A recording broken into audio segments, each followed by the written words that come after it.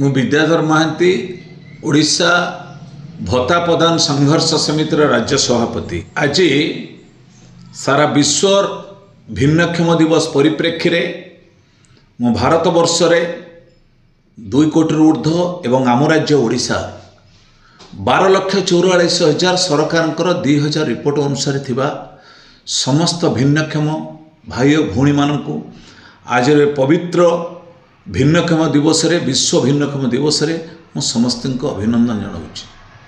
मु अभिनंदन जनाऊँ एइथिपाई समाज रे भिन्नक्षम हेले भी मनर दृढ़ बल केबे आम भाई भौणी मान हारि नाहंती।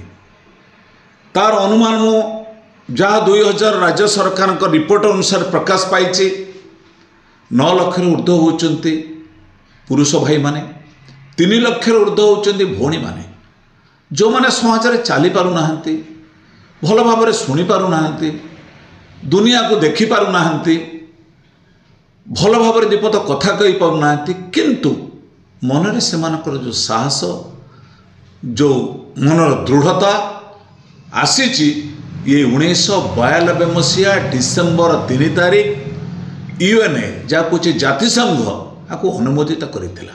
से हिसाब रे 2007 मसीह पारंपरिक भावे भारत वर्ष रे आमे विश्व भिन्नक्षम दिवस पालन करी आसुचे।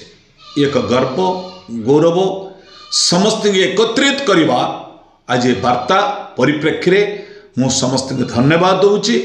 मु राज्य सरकार निकट रे आज दिवस रे अनुरोध करुची, राज्य सरकार माननीय मुख्यमंत्री मोहन चरण माझी महोदय भिन्नक्षम भाई और भौणी मानकर दुख भल भाव जानिचंती, तांको अभियोग प्रकोष्ठ रे अनेक भाई भौणी देखा भी करुचंती।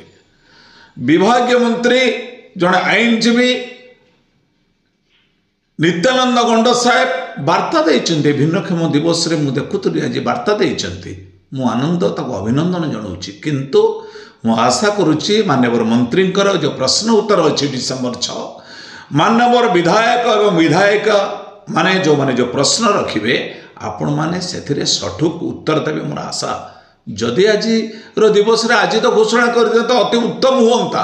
ये घोषणा को अपेक्षा परिप्रेक्षी रे मो पुनर्बार समस्त भिन्नक्षम भाई भौणी मान शुभेच्छा पुनर्बार जनवा सहित राज्य सरकार को निवेदन करुच्ची, आज दिवस रे सरकार आपको हृदय सहित ग्रहण करिवे एवं समाज रे आम राज्य रे थिबा 18 रिपोर्ट अनुसार 12,44,000 ऊर्ध्व भाई और भौणी मानक एक शुभेच्छार वार्ता देवे। ए परिप्रेक्षी रे मु एमएस न्यूज को स्वागत करुच्ची। आपनकर जो प्रयास साधारण मनीष मन रे साहस सदिच्छा उत्साह भरी दो।